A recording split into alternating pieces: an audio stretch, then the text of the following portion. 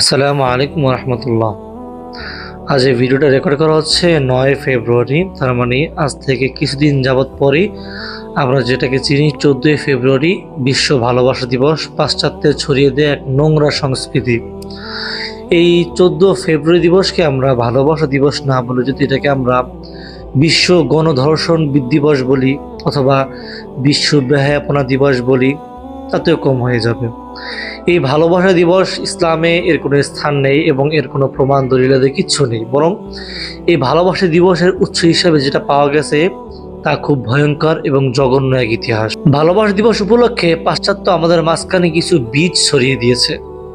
এই বীজগুলো এমনভাবে রোপণ করে দিয়েছে যার মাধ্যমে মুসলিম উম্মাহ যারও জন্ম দেয়, যার কোনো পিতৃ পরিচয় থাকবে না।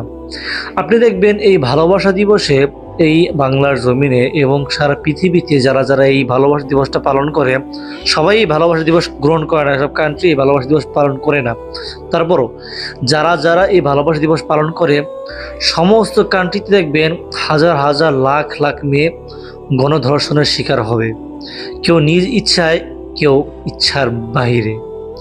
তো কথা হচ্ছে, এই ভালোবাসা দিবসের উৎস কোথায়? এই ভালোবাসা দিবসের আপনি যদি ইতিহাস ঘাঁটতে চান, তারপরও সাফ পরিষ্কার কোনো ইতিহাস পাবেন না। কোনো কিতাব, বই, প্যারাগ্রাফ, কোথাও আপনি এই ভালোবাসা দিবসের ক্লিয়ার সাফ কোনো ইতিহাস পাবেন না। তার মানে বোঝা গেল এর ইতিহাসের ভিতরে গরমিল। সুতরাং এই জিনিসটা যে কতটা বানোয়াট, এতে আমাদের বোঝার আর কোনো বাকি থাকে না। আচ্ছা, তারপরও অনেকগুলো ইতিহাস আছে আমাদের এই ভ্যালেন্টাইন ডে দিবস উপলক্ষে। হ্যাঁ, তারপরও যেটা সব থেকে বেশি পরিচিত ইতিহাস সেটা হচ্ছে যে ভ্যালেন্টাইন নামে একজন লোক ছিল। আপনি যদি ভ্যালেন্টাইন নিয়ে আপনি গুগল করেন, তাহলে দেখবেন ভ্যালেন্টাইনকে একজন মহাপুরুষ হিসাবে দাবি করা হচ্ছে।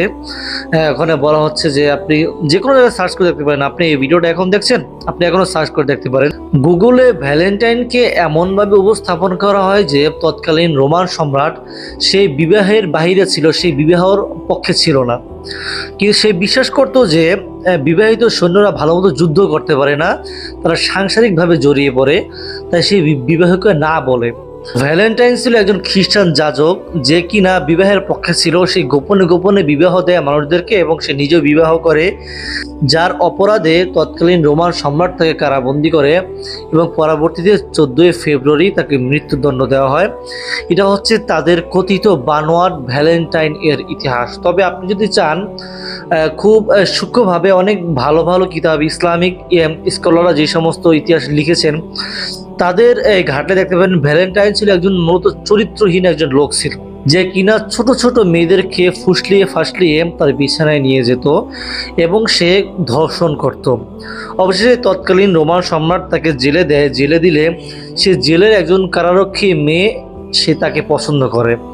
মূলত ওই ভ্যালেন্টাইন সে একজন চিকিৎসকও ছিল, ছোটখাটো সে চিকিৎসা করতে পারতো। তো কারারক্ষীর মেয়ে ছিল হচ্ছে অন্ধ।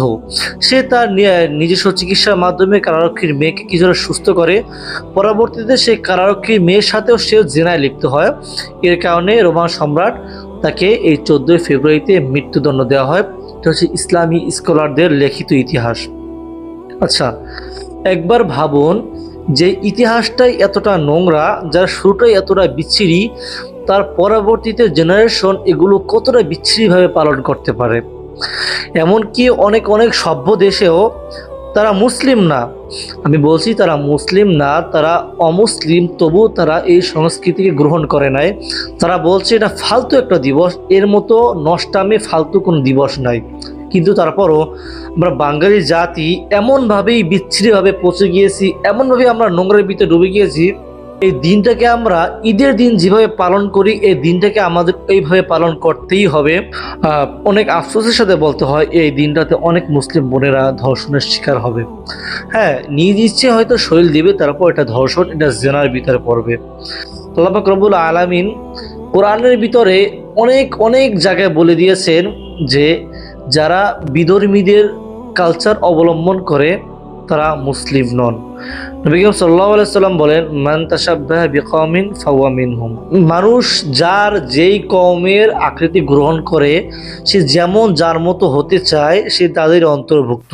সুতরাং আপনি এই ভালোবাসা দিবসে বাইরে বের হলেন ভালোবাসা বিক্রি করার জন্য, ফুল নিয়ে গেলেন জেনা করার জন্য, আপনি তো আদৌ মুসলিম নন। আপনার ভিতরে যদি ইসলামের একটা সুতাও থাকে, ইসলামের ছিটে ফোঁটাও যদি আপনার ভিতরে থাকে, আপনি কখনোই এই দিনকে হ্যাঁ বলতে পারেন না।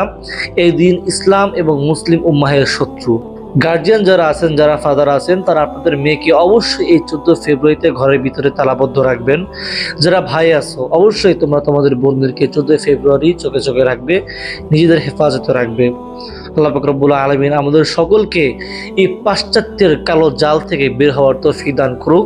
আল্লাহ পাক রব্বুল আলামিন আমাদের সকলকে মুহাম্মদ সাল্লাল্লাহু আলাইহি সাল্লামের সিরাত ও সুরতকে আঁকড়ে ধরে রাখার তৌফিক দান করুক। দেখা হচ্ছে পরবর্তী কোনো ভিডিওতে। ততক্ষণ পর্যন্ত ভালো থাকবেন। আসসালামু আলাইকুম ওয়া রাহমাতুল্লাহি তাআলা ওয়া বারাকাতুহু।